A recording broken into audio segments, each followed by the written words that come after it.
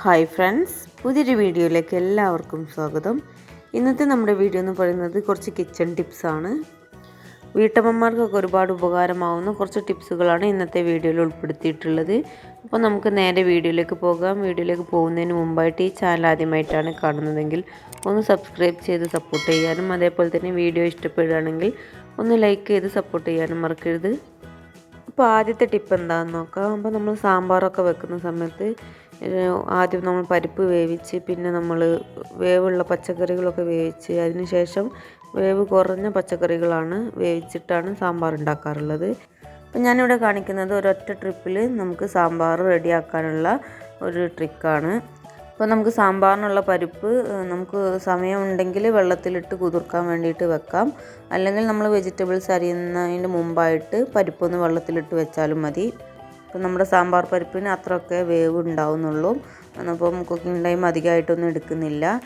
പിന്നെ പെട്ടെന്ന് വെന്ത് പോകുന്ന വെജിറ്റബിൾസൊക്കെ ഇതേപോലെ ഒരു പാത്രത്തിലേക്ക് ഇട്ട് കൊടുക്കാം.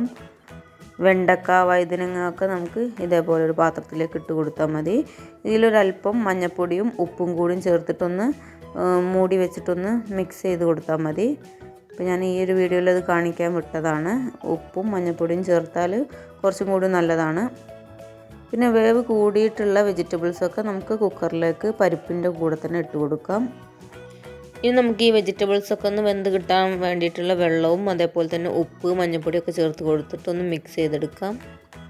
ഇനി നമുക്ക് നമ്മൾ പാത്രത്തിൽ എടുത്ത് വെച്ചിട്ടുള്ള വേവ് കുറഞ്ഞിട്ടുള്ള പച്ചക്കറികൾ ഇതിലേക്ക് വെച്ച് കൊടുക്കാം.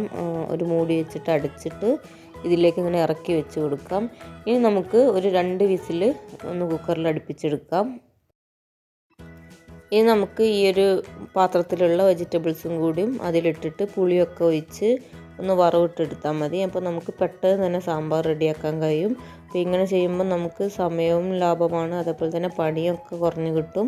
അപ്പോൾ വളരെ എളുപ്പത്തിൽ തന്നെ നമുക്ക് സാമ്പാർ റെഡിയാക്കാനും കഴിയും. അപ്പോൾ ഞാൻ എല്ലാ സമയത്തും ഈ ഒരു രീതിയിലാണ് സാമ്പാർ ഉണ്ടാക്കാറുള്ളത്. ഞാൻ വെണ്ടക്കൊക്കെ ഈ ഒരു രീതിയിൽ തന്നെയാണ് കുക്ക് ചെയ്തെടുക്കാറുള്ളത്. അപ്പോൾ നമുക്ക് സാമ്പാർ ഉണ്ടാക്കാനും എളുപ്പമാണ്, സമയം കുറച്ച് മതി. അപ്പോൾ എല്ലാവരും ഒന്ന് ഈ ഒരു രീതിയിൽ ചെയ്ത് നോക്കിയിട്ടില്ലെങ്കിൽ ഒന്ന് ട്രൈ ചെയ്ത് നോക്കുക.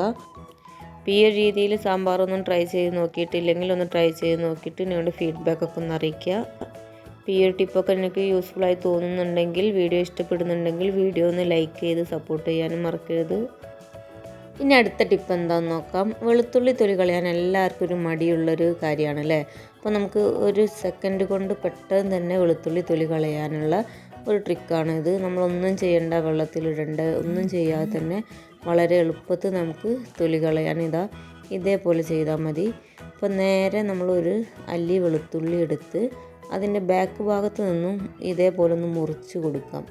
2ആയിട്ട് മുറിച്ച് പിന്നെ നമ്മൾ അടിഭാഗത്ത് നിന്ന് ഇങ്ങനെ ഒന്ന് പൊളിച്ചെടുത്താൽ മതി.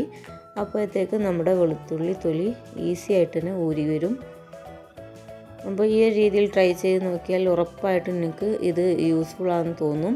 അപ്പോൾ നമ്മൾ ഒരുപാട് സമയം ഒരു അല്ലി വെളുത്തുള്ളി ഒന്നും തൊലി കളയാൻ വേണ്ടിയിട്ട് എടുക്കേണ്ട ആവശ്യമില്ല. നേരെ കത്തിയെടുത്ത് ഇതേപോലെ ബാക്ക് സൈഡിലൊന്ന് കട്ട് ചെയ്ത് കൊടുത്താൽ മതി. എന്നിട്ട് അടിഭാഗത്ത് നിന്നും ഒന്ന് ഇതേപോലെ ഒന്ന് അടർത്തിയെടുത്താൽ നമ്മുടെ വെളുത്തുള്ളി തൊലി കളഞ്ഞ് കിട്ടും. അപ്പോൾ ഈ ഒരു ടിപ്പ് നിങ്ങൾക്ക് യൂസ്ഫുൾ ആയിട്ടുണ്ടെങ്കിൽ വീഡിയോ ഒന്ന് ലൈക്ക് ചെയ്ത് സപ്പോർട്ട് ചെയ്യാൻ മറക്കല്ലേ. ഇനി അടുത്ത ടിപ്പ് എന്താണെന്ന് നോക്കാം. അപ്പോൾ വെണ്ടക്ക ഇളയ വെണ്ടക്കയാണോ മൂത്ത വെണ്ടക്കയാണോ എന്ന് അറിയാൻ വേണ്ടിയിട്ടുള്ള ഒരു ചെറിയൊരു ടിപ്പാണ്. അപ്പോൾ നല്ല ഇളയ വെണ്ടക്കയാണെങ്കിൽ ഇതിൻ്റെ അറ്റം പെട്ടെന്ന് തന്നെ ഇതേപോലെ പൊട്ടി വരും. അപ്പോൾ നമ്മൾ കൈ വെച്ചിട്ട് മെല്ലെ ഒന്ന് ഇങ്ങനെ ആക്കി കൊടുത്താൽ മതി, അപ്പോഴത്തേക്ക് പൊട്ടി വരും. മൂത്ത വെണ്ടക്കയുടെ അറ്റം അത്ര പെട്ടെന്നൊന്നും പൊട്ടൂല. അപ്പം തന്നെ നമുക്ക് മനസ്സിലാക്കാം ഇത് മൂത്ത വെണ്ടക്കയാണെന്നുള്ളത്. ഇനി അടുത്ത ടിപ്പ് എന്താണെന്ന് നോക്കാം. നമ്മൾ വെളുത്തുള്ളി സ്റ്റോർ ചെയ്ത് വെക്കുന്ന സമയത്ത്, ഒരുപാട് നാളൊക്കെ സൂക്ഷിക്കുന്ന സമയത്ത് നമ്മുടെ വെളുത്തുള്ളി പെട്ടെന്ന് ചീത്തയായി പോവാറുണ്ട്. അതേപോലെ തന്നെ ഈ ഒരു വെളുത്തുള്ളിയിൽ ഒരു കറുത്തൊരു ഫംഗസ് പോലെ ഒരു കറുത്തൊരു പൊടിയൊക്കെ ഉണ്ടാകാറുണ്ട്. അപ്പോൾ അങ്ങനെ വരുന്നതൊക്കെ തടയാൻ വേണ്ടിയിട്ട് നമുക്ക് ചെയ്യാനുള്ള ചെറിയൊരു ടിപ്പാണ്. അപ്പം വെളുത്തുള്ളിയൊക്കെ കുറച്ചധികം നാൾ നമുക്ക് സ്റ്റോർ ചെയ്ത് വെക്കണമെങ്കിൽ നമുക്ക് ഈ ഒരു രീതിയിൽ ചെയ്യാവുന്നതാണ്. അപ്പോൾ അതിന് വേണ്ടിയിട്ട് ഞാനിവിടെ ഒരു സ്പൂണ് വിനെഗറാണ് എടുത്തിട്ടുള്ളത്. ഇനി അതൊന്ന് നമ്മൾ ഈ ഒരു വെളുത്തുള്ളിയുടെ എല്ലാ ഭാഗത്തും ജസ്റ്റ് ഒന്ന് പുരട്ടി കൊടുക്കാം.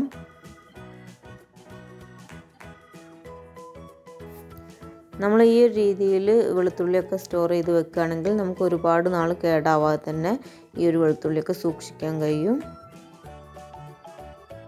ഇനി അടുത്ത ടിപ്പ് എന്താണെന്ന് നോക്കാം. നമ്മൾ ബേക്കിംഗ് പൗഡറൊക്കെ പൊട്ടിച്ച് കഴിഞ്ഞിട്ടുണ്ടെങ്കിൽ പിന്നെ നമുക്കത് അധിക കാലം യൂസ് ചെയ്യാൻ പറ്റാറില്ല. അപ്പോൾ നമ്മൾ ഈ ഒരു പാക്കറ്റ് പൊട്ടിച്ച പാടെ തന്നെ നമുക്ക് ഇങ്ങനെ ചെയ്യുകയാണെങ്കിൽ നമുക്ക് കുറച്ചധികം നാൾ ഈ ഒരു ബേക്കിംഗ് പൗഡറൊക്കെ യൂസ് ചെയ്യാൻ പറ്റും. അപ്പോൾ നമ്മൾ പുതിയ ബേക്കിംഗ് പൗഡറൊക്കെ പൊട്ടിച്ച് അതിൻ്റെ ഉപയോഗം കഴിഞ്ഞ പാടെ തന്നെ ഇതുപോലെ ഒരു യൂസ് ചെയ്യാത്തൊരു കത്തി നന്നായിട്ടൊന്ന് ചൂടാക്കിയിട്ട് ഈ ഒരു കവറ് രണ്ടും തമ്മിൽ നന്നായിട്ടൊന്ന് ഒട്ടിച്ച് കൊടുക്കാം. അപ്പോൾ കത്തി ഓവറായിട്ട് ചൂടാക്കേണ്ട ആവശ്യമില്ല. ഈ ഒരു രണ്ട് കവറൊന്ന് ഒട്ടിക്കിട്ടാനുള്ള ആ ഒരു ചൂട് മതി. എന്നിട്ട് നമ്മൾ ഇതേപോലെ ഒന്ന് ഒട്ടിച്ച് വെക്കുകയാണെങ്കിൽ നമുക്ക് ബേക്കിംഗ് സോഡയും ബേക്കിംഗ് പൗഡറും ഒക്കെ നമുക്ക് ഒരുപാട് നാൾ ഇതേപോലെ സൂക്ഷിക്കാൻ കഴിയും. അപ്പോൾ നമ്മൾ ഉപയോഗം കഴിഞ്ഞ പാടെ തന്നെ ഈ ഒരു രീതിയിൽ ചെയ്ത് വെച്ചാൽ മതി. അപ്പോൾ ഇന്നത്തെ വീഡിയോ ഇത്രയൊക്കെയാണ് ഉള്ളത്. ഇന്നത്തെ വീഡിയോ ഇഷ്ടപ്പെട്ട വീഡിയോ ഒന്ന് ലൈക്ക് ചെയ്യാനും ഇതുവരെ സബ്സ്ക്രൈബ് ചെയ്യാത്തവരാണെങ്കിൽ ഒന്ന് സബ്സ്ക്രൈബ് ചെയ്ത് സപ്പോർട്ട് ചെയ്യാനും മറക്കരുത്. ഇനിയും ഇതേപോലെ വീഡിയോസുമായിട്ട് വീണ്ടും കാണാം. Thanks for watching.